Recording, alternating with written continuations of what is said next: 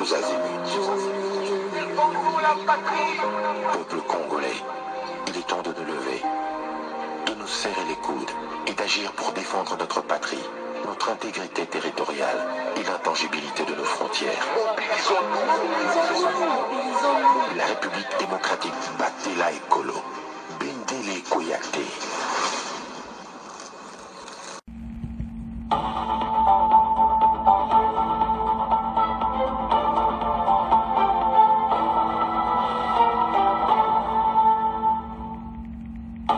Bonsoir, bonsoir, bonjour.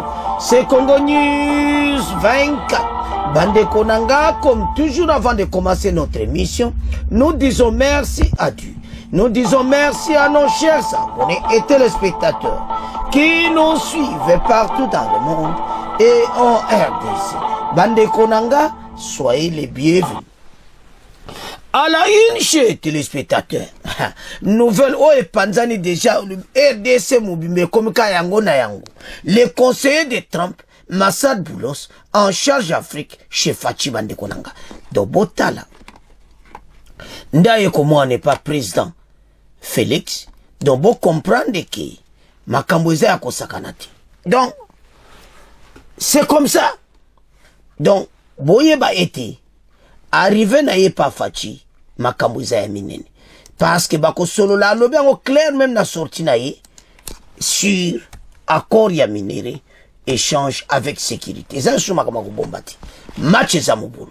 Alors, on va parler encore bande konangai sur oezoleka na S militairement parce que Kagame azapena na volonté te boyo kanexe na émission oyo. Ba nde ba o solo na Kagame o sepela te. Kagame li bene sila na malembe te. Donc so tala ye position na ye ba koro yo e ya ko piétiner kaka ya van banika ko vanda zo umela pe makambo zo umela. C'est pour ça que FARDC ba otoboto la walikali. FARDC a comme na position de force makambo ndenge zo kendi eza ya ko sakanati ndeto lobawa walikale na maboko na biso to développer mbo yoka ndeba ko expliquer pour la résolution il y a 2773 et à l'appliquer. Chers téléspectateurs, émission na biso bandi et committant tout cela ensemble ma solo ya mboka bande ko toko bande émission na biso o balobake yindi bande ko sur l'arrivée à Kinshasa oyo conseiller ya Trump tala moto ya kaliboso wana azenika muta congrès do yenega otia mubule evite pwana ya kikuti na RDC mais il fallait pas ya poto yeba ke ba musupe wana baza mystique mais lera yaka makambo alobaka eza le contraire na auto yokilelo conseiller ya Trump aye na masolo likola mesa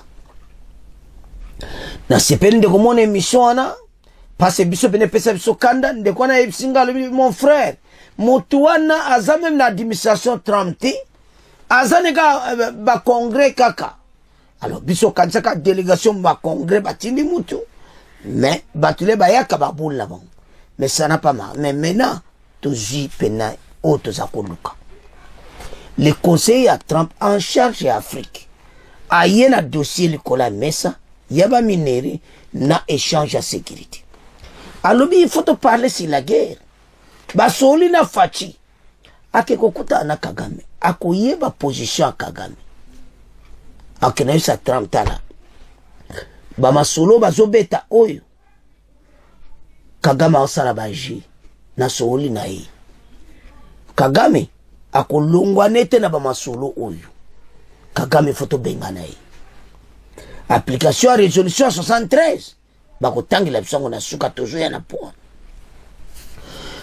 ya wana ye d'abord pourquoi babandaka na Kinshasa kune pa ba troubler ça kune pa ba makamweza so balongo na Kinshasa bake kuna oyo yebake oya zokosa Kagame nkolo mensonge alors ye na kokuta na président Félix ba solo li bandeko leto kotanga ba détail boko comprendre que makamweza kitoko. Donc, et pendant Trump aza ko sepela na yango. Et puis, baso bandango le plus tôt possible. Accord wane salama, mais asengi la paix à l'est. La paix quoi yandini. Ya to saba Congolais qui to sala l'aise. Kagame bako bengani na makasi. Même ataba kena doa. Ataba kewa Kagame kolongwa facilement te. Kagame koluka be échappatoire. Bogoyoka na émission ba expliquer comment zo mema batu. Ba ya kovanda wana.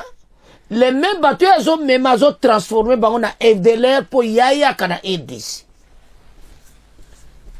Wana zaba jena ya mikolo oyo. Il y a une dame à dévoiler yango. Et ça c'est mon émission oyo. Yeso ba nyenyo soba ya po makambo za minene. Mais wana deuxième point. Nouvelle Union soba Congolais ba yebi. Envoyé spécial oyo Afrique Trump azana Kinshasa. Ya yeba masolo pa pamba te na opposition ba niniti. Ya yena masolo direct na facha prake Kigali. Ya haut niveau. Po batole ba kokuta na opposition ba nani ba to bachaka mobulu. Et tomber peu bien parce ba sango baza mena na États-Unis. Kai pa ba lukaka ba désordre na mo, mais ba sango Trump a tia ko yamba bangoti. Je ne suis pas sûr. Alors, voilà la situation de Toké Nango. Aïe na ba dossier likola mesa. Masolo zanango bien. Est-ce que tu récupérer un pena très propre mais bako benga na Kagame na makasi. Te samino libela. Ba kore za la doa tout ça tout Kagame za mutabakoti. Boko yoka on émission. Mais to banano, to yoka masola fachi. Na envoyé spécial à Trump. Bon, auto avance. Conseiller de Trump, Massad Boulos, en charge Afrique, chez Fachi. Après la deuxième partie, Tokenweza Sewana, application effective de la résolution 2773. Oyofa Dessa Bani Diamasoul. Le conseiller principal pour l'Afrique du président américain Donald Trump, Massad Boulos, a été reçu par le président Félix Tshisekedi ce jeudi, Lelo, 3 avril 2025 à Kinshasa. Accompagné de Madame Corinne Sanders, au Bozomwana, na côté nae, côté gauche, na mesa, autour de la table, cette dame, secrétaire d'État adjointe pour les affaires africaines, et de Monsieur Dan Durham, directeur du Conseil de sécurité pour l'Afrique. Madame Boulos, je m'excuse, Massad Boulos, a eu une longue discussion avec le président Félix Tshisekedi avant de se rendre à Kigali et à Nairobi. Selon la présidence congolaise, les échanges ont tourné essentiellement sur la situation sécuritaire de l'Est et sur les perspectives économiques entre les USA et la RDC.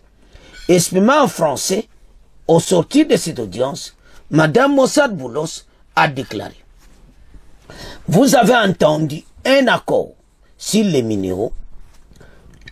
Nous avons pris connaissance de la proposition de la RDC. Et je suis heureux d'annoncer que le président et moi avons convenu d'une voie à suivre pour son élaboration. Je me réjouis de collaborer avec le président Félix Tshisekedi et son équipe pour établir une relation plus profonde qui profite au peuple congolais et au peuple américain, et pour stimuler des investissements du secteur privé américain en RDC, notamment dans le secteur minier, dans l'objectif commun de contribuer à la prospérité de nos deux pays, a dit le conseiller Afrique président Donald Trump dans les propos rapportés par la présidente. Au programme de cette visite, nous sommes obligés de parler de la guerre, explique un proche du président Félix Tshisekedi. Rapporte notre correspondant à Kinshasa. La situation à l'Est sera donc au cœur de l'entretien que le chef de l'État doit accorder à 2 représentants américains. Le duo doit rencontrer les chefs d'État et des chefs d'entreprise pour faire avancer les efforts d'une paix durable. C'est-à-dire, malobo eza na se wana ezalaki un peu avant, c'est-à-dire asoli na faci asoli na basociété minier na biso pour ba avancer masolo. L'administration Trump s'intéresse de près à ce conflit et elle a déjà pris des sanctions contre des responsables rwandais et congolais de l'Alliance Fleuve Congo. Les États-Unis pourraient apporter une aide à la sécurité en échange d'une facilité d'accès aux minerais rares qui se trouvent dans les pays. Oh, makelele, oh, boye, yangoana. Des discussions sur les minéraux critiques, ainsi la paix et le respect de l'intégrité territoriale et la souveraineté de la RDC. Congolais Lamuka, t'as là vraiment solo, tout développé. Quelques jours seulement après sa nomination par le président Donald Trump comme son conseiller principal pour l'Afrique, M. Massad Boulos a choisi la République démocratique du Congo comme sa première destination pour une mission diplomatique qui doit l'amener dans quelques pays de l'Afrique de l'Est. Accompagnée de Mme Corinna Sanders, secrétaire d'État adjointe pour les affaires africaines, et de M. Dan Dunham, directeur du Conseil national de sécurité pour l'Afrique, le conseiller principal du président américain a eu une longue et fructueuse discussion avec le président Félix-Antoine Tshisekedi Tshilombo. Au menu de leurs échanges, les perspectives économiques entre les USA et la RDC et évidemment la sécurité. S'exprimant devant la presse présidentielle en français, le conseiller principal pour l'Afrique du président Trump a été très clair et pragmatique sur les deux sujets. La RDC et les USA sont déterminés à redynamiser leur coopération stratégique mutuellement avantageuse. J'ai apprécié l'opportunité de rencontrer le président Tshisekedi aujourd'hui. Nous avons abordé plusieurs sujets, notamment le développement des relations commerciales entre les États-Unis et la RDC. Vous avez entendu parler d'un accord sur les minéraux. Nous avons pris connaissance de la proposition de la RDC et je suis heureux d'annoncer que le président et moi avons convenu d'une voie à suivre pour son élaboration. Je me réjouis de collaborer avec le président et son équipe pour établir une relation plus profonde qui profite le peuple congolais et le peuple américain. Stimuler les investissements du secteur privé américain en RDC, notamment dans le secteur minier, est un objectif commun qui contribue à la prospérité de nos deux pays. Bien sûr, nous avons besoin d'un environnement plus propice aux affaires pour atteindre cet objectif. Soyez assurés que les entreprises américaines opèrent en toute transparence et stimuleront les économies locales. Il s'agit d'investissements de plusieurs milliards de dollars. Il s'agit d'emplois de dizaines de milliers de personnes. Il s'agit de transferts de connaissances. Il s'agit d'investissements dans l'infrastructure du pays.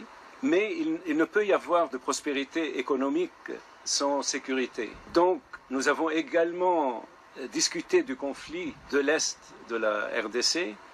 Les États-Unis restent déterminés à soutenir la fin du conflit dont l'Est, et nous discutons des prochaines étapes avec nos partenaires congolais. Nous souhaitons une paix durable qui affirme l'intégrité territoriale de la RDC et la souveraineté de la RDC et jette les bases d'une économie régionale florissante. Cette relation présente un grand potentiel et nous apprécions l'occasion de discuter de la voie à suivre avec nos homologues ici à Kinshasa. Un engagement clair des USA aux côtés de la RDC et le soutien au processus régional peut faire cesser la guerre injuste, croit-on savoir. Après Kinshasa, Massad Boulos passera par Kolwezi avant de poursuivre sa tournée dans quelques pays de l'Afrique de l'Est. Bana mboka sozo tala masolo ezo salanga elengi. Et salanga plaisir à kosakana tant que Congolais. Parce que ebele biso zako mona kaka ba américain double G tout ça na wa yela ki biso na opesanga kando ya ki liboso wana un congressman ayeko chapso ba mama yana lobaka bilo ne fe sala mona bo balinga kamboka bo balinga mboka te mais faut mona banduki ya Congo nde ba commenta ki maloba tata wana wa congrès wa yaka et maintenant to yoki Boulos masolo kitoko il est en charge d'Afrique aena adjoint na service à sécurité donc ezaba kamba au niveau ba otala na sécurité à tout ça ndeni ba ko aborder est les ba yeba soli na ba entreprise minier na EDC bolani yaote sa congolais moko oyile mo sala nga passé ko tala batu bazaka na ba boule moko amabe le pays ezana maboko na biso moko tosi do récupérer ngona maboko a PPRD na Rwanda ta bosse pe la président Félix ayer mais pays aussi kenda bateka yango le pays zai Kagame mutaze ko diriger yango tina to kangi mboka na biso so ba okansa ba Rwanda ba kozongo chemin de l'état ba kozala te no sabina au monde de président Félix azokende wana azokenda nzela bien tous à la l'aise pour lelo soka boye ko sola na bato baloba voilà yende mutawacha mobulu azoboya yango na ba Amerika babite solola na bato wana yona ke de what ba yimi ke au fond Kagame ko salela ne yangoti. Moi je vous assure que Kagame aza mutu aboyete lobby professeur Chibango Kalala abi Kagame soko pesi mbote abotoli loboko na yo ekei, il prend même les bras quand tu lui donnes la main, il prend na les bras ekei aza mutute ya ona saba congolais ete na momoto za pays eza na maboko na biso pe to okene bien la américain bondima ki vraiment atinda conseiller na yi en charge Afrique ou a nommé Sika a ko arranger makambo après wa ko kene Kigali na Kenya. Pourquoi Kigali Kenya? Tala bon mona Ruto baza bato ba base américaine salama kuna armée américaine azana Kenya basala kaba nini mo komena bango Kagame akoyoka yi Kagame akokosa kosi yazo komana ya c'est bon mais c'est Kagame donc c'est le FDLR. Ok, ça va. Donc le FDLR, c'est pour ça que l'armée est là-bas. Oh, ça va. Le FDLR. Donc dossier à Kagame à FDLR basi ba yeba ke ça comme songe. Mais bana choisi, il faut quand même que oyo muta lobby o tonga en considération. Lobby comme oh mais c'est ça.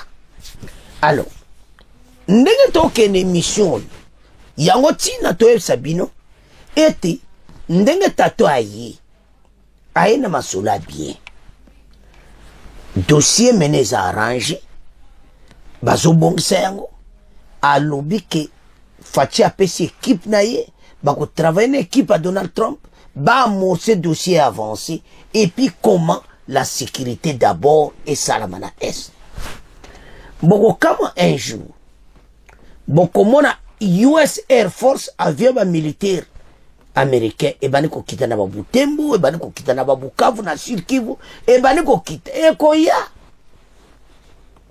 bango bani ba tiango fes ba ko appliquer ngo koma bolanda Kagame azamu toyo ayibike ba américain kopo ne bazoya nango Kagame akoma na suka eloni ya kusala ako jouer ka ba kaka bama solo kaka bama solo ne heureusement makama Sadek na EAC oyo et continue moi malili po do a du les devants Sadek na EAC ban badla li sabso grand pongi en tout cas ba okuta la jour boy après wana to sali fait des routes oh talabandeko fait des routes ango obi sadek na EAC oyo soki doa joaki makambo te Dieu merci hein, que doa ju makambo oyo po bani bawumisa biso pour rien na suka Kagame azo continue ko piller ba minere Kagame azo kotsa ba FDLR na imususu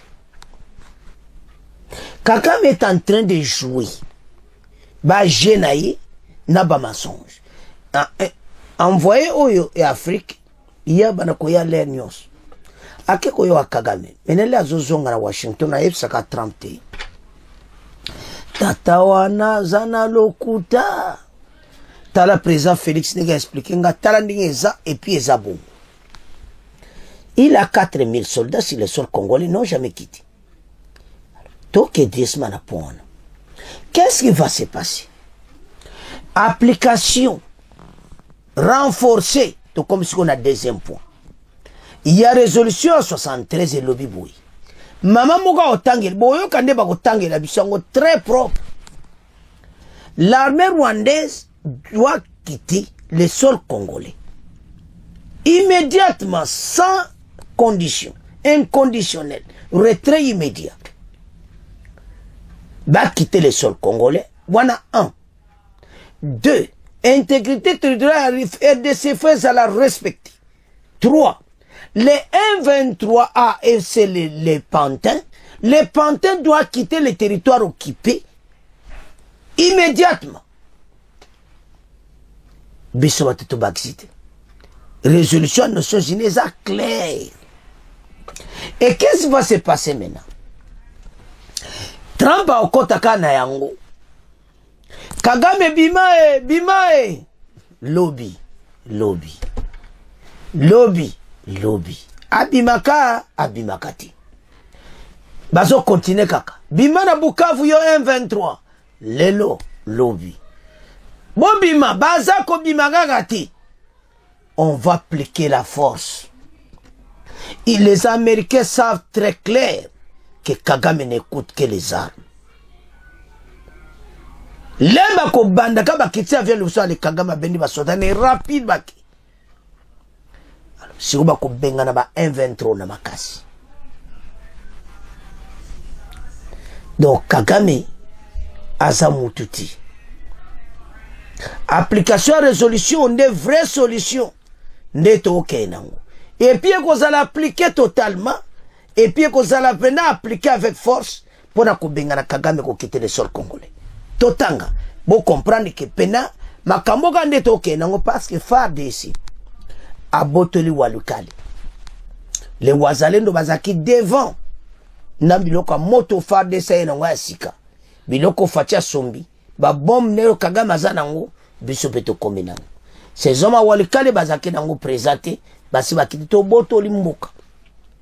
Ceux qui ba meki ko ya kozongo, ils seront chassés, ils seront tués na avion na likoleza eli na Sukhoi. Ndeto lo ba FARDC au sein de walikale. Liboso ezala ki mo botiki no kaba wazalendo. Mais match baluki. Et comme maintenant wazalendo aya botoli parce biso to causer cesser le feu FARDC ya vana simana yo yo yaka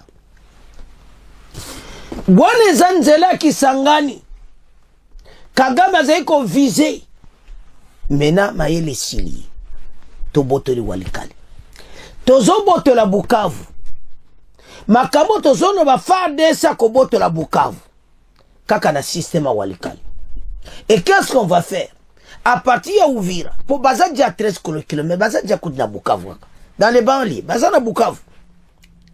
Bako attaquer, Bazana doit préparer attaque Mikolo. Kaka ba attaquer, Kaka Mbalamoko. Bukavu. Bakoti, FARDC y avandi.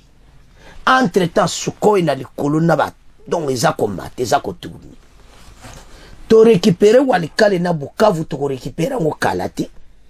Mais on dit bien, ce n'est pas les FARDC. Les noms de Wazalendo, Kakamuteza. Et mais je vous dis au nom de Wazalendo, que Bazo Botoléan. Total. Application effective de la résolution du 2773. Il y a Conseil de sécurité des Nations Unies.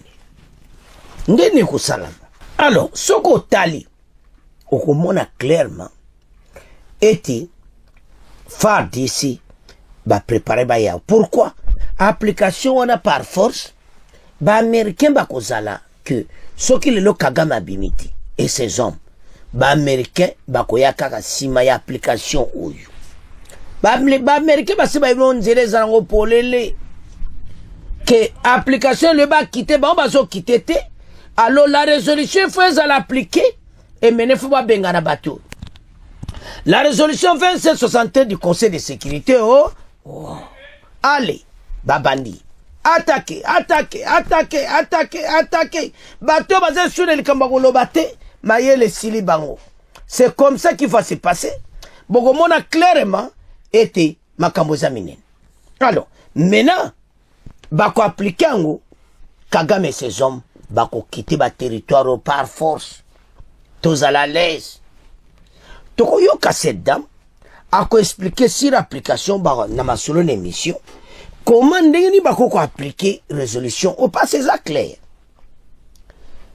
Kagame a komo yana ba FDLR na ye mais aza ko utiliser peuple moko oya ba Rwanda azo kotsaka bango kuna na frontière. Après koloba voilà ba FDLR bango yo baza ko attaquer RDC. Donc moi c'est ko expliquer le plan de Kagame na mikolo ezakuya.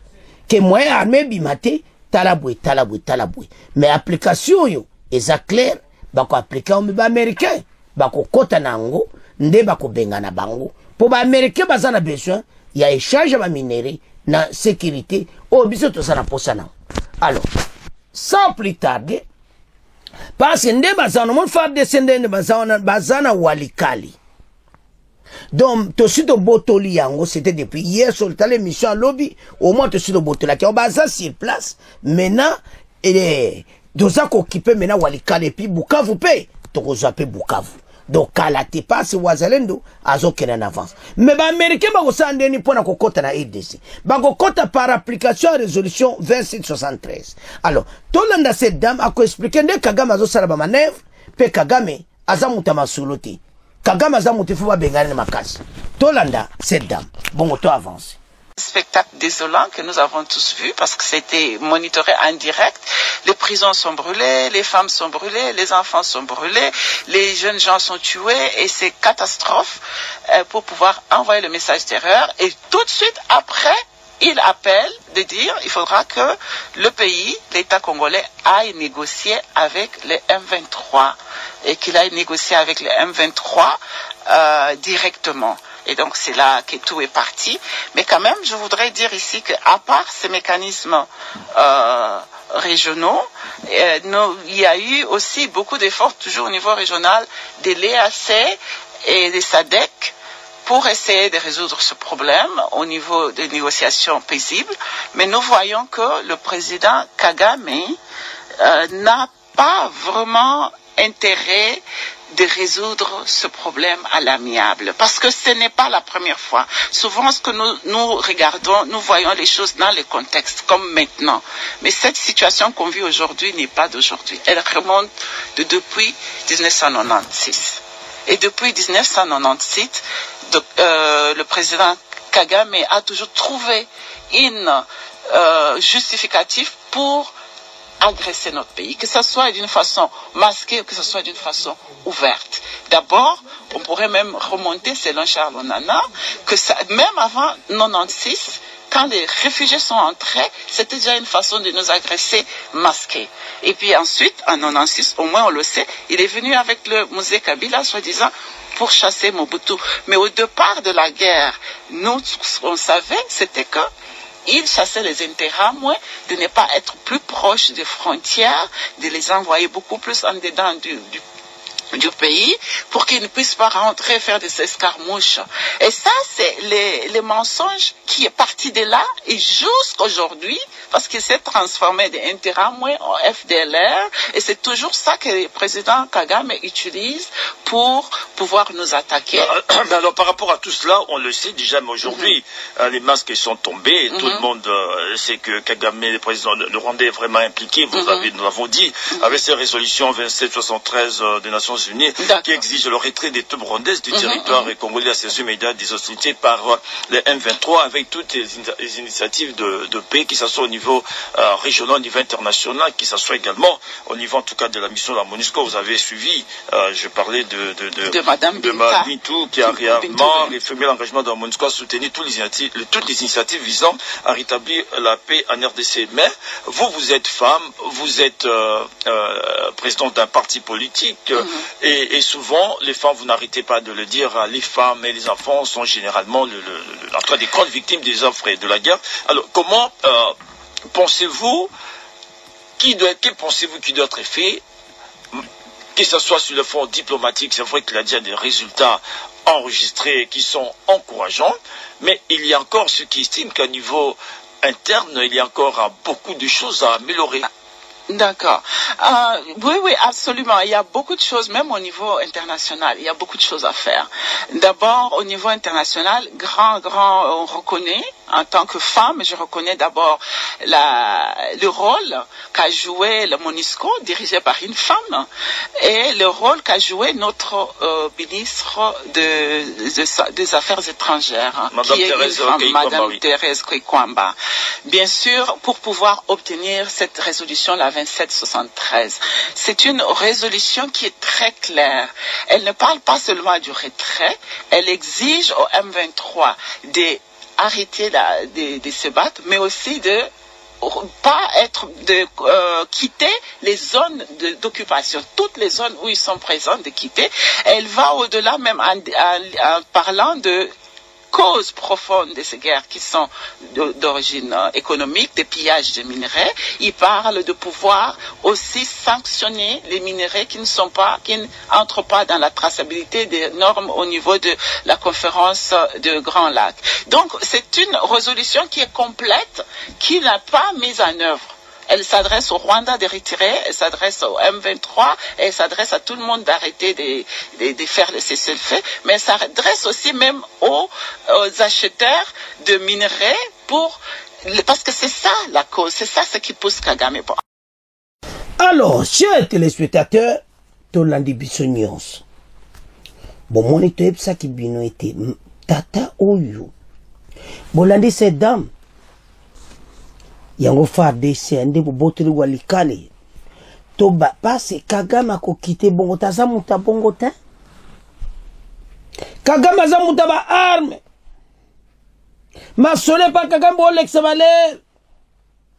Cette dame a expliqué très bien que azo kotsaka ba les andes tribuane ya bango pour après ko ba FDL bango wana. Et puis système wana yango aplikaka boko kama bo mona azokotsa ba utu wana après le batala toujours ya pona bango. Donc les aventures de Kagame bimi na poisa ba mindele basi ba yebi a expliqué résolution wana très bien bolandi.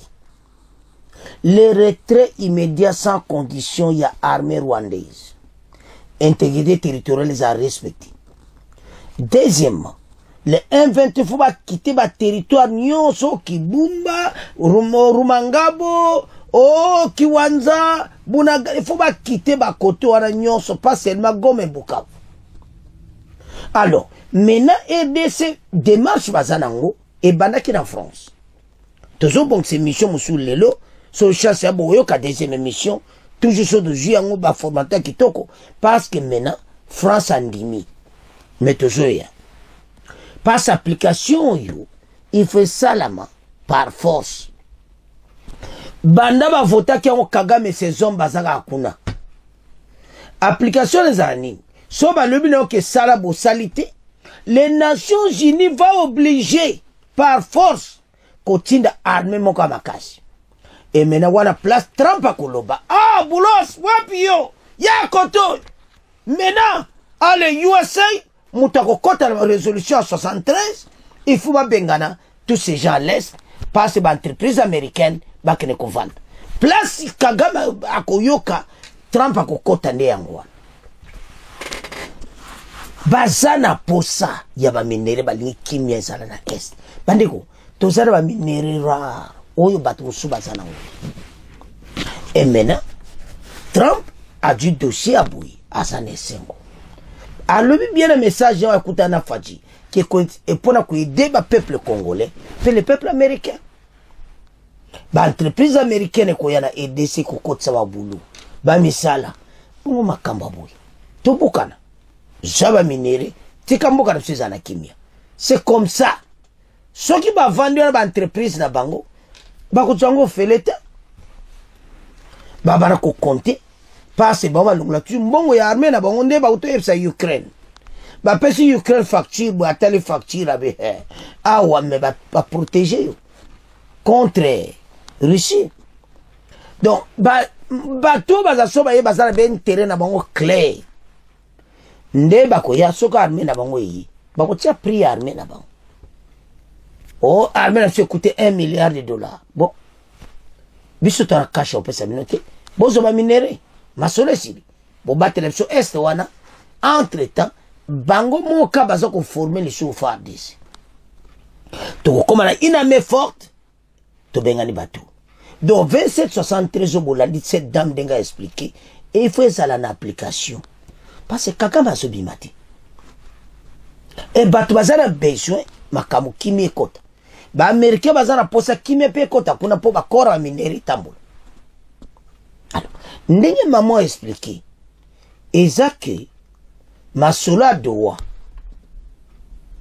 Sona on comprendre.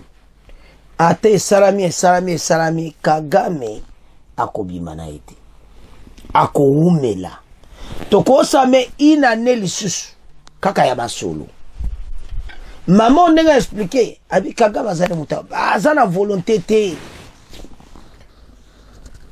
Elle a raison parce que lobby ana ndenga okotsa batuna yaka suna FDLR ne mususu yango tina bazomona ke Kagame azana volonté ti.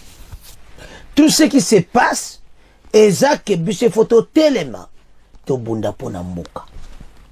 Chassons batoyo l'ennemi de la paix parce que tabandeko nebo nazolo bango bato nyonso na ape perdre bakena kikunda bako réussir te. Osomona même Oazaki na Sankulu Mukadi à rejoindre AFC M23. Donc pour na ba on va zomona ke bako vanda. Ba na AFC bino ke boke na lesem. Bozana problème sur lui. Et la façon de toke nango tala. Je vous assure, ne wi ke belé. Ba mona ka présent Félix Kakaboui. Tozo kumisete. Il a ses erreurs. Mais je vous dis une chose. Que makambo yo. Nde ya loba ke suka ka victoire yango eko bandi. Et c'est biso to ndima ke to ko benga na bango. Parce que bato loba ni nde to benga wali kale karaté ba ko zonga lisu. Ça va. Comme denge salama ki na masisi, ba botol masisi bato ba ile susu. Mais c'est quoi c'est subonti? Kagame aza singa na kingo. Na ndimita ke subitumba kuna pasi ba wazalendo bazana droit kubunda. Mais bango bazana droit kubunda te. Bango fu bazana sisile. Ba wazalendo bana sisile fiti. Officiellement baza peuple. Baza osala article la constitution 73 et tu peux attaquer. Bango pe basimba arme. Talande makamu za défendre le territoire na. Le FARDC n'est là que derrière. Ce qui va meki, Sukoy akobeta ombilo ba iso pourquoi bozo ya kaka. Boza na cessé les faits, bozo ngakuna. Et ça va se passer à Bukavu que c'est le même scénario. Kagame et ses hommes ba comme en difficulté. Et nous savons très bien, ba jena ende maman à lobby, azom memaka ba FDLR ne malembe mususu. Le FDLR yemo comme ta sala kabango. Yemo kwa bango, yemo kwa ipe a pointer ta bango wana. Il est capable de se tuer même moko na bango ko l'accepte au bomi FDLR. Parce bazana bomba tout cité. Ba utu ba Rwanda wana ba utu wana konga utiliser mo lokwa ba donc ako utiliser comme objet na ye aza tina utute Kagame bozomona te pays bozaka na 2 biso za 450 bango kaka 2 tribu bakoka te biso ya plus de 450 tribu mais tala nde toza eza mawa mais makambo nde tosona émission la edesa koganya guerre oyo mpe ndenge makambo ebandi kala ta application 73 oyo ekosalama nana kokota nango bakoluka armée très forte baaméricain bakotia maboko na Nations Unies ete biso totinda armée américaine bakeli koappliquer la résolution 73 pourquoi baza na intérêt na bango c'est à ce point tokoma clôturer mission na biso bon continuer kosabonner au revoir à la prochaine.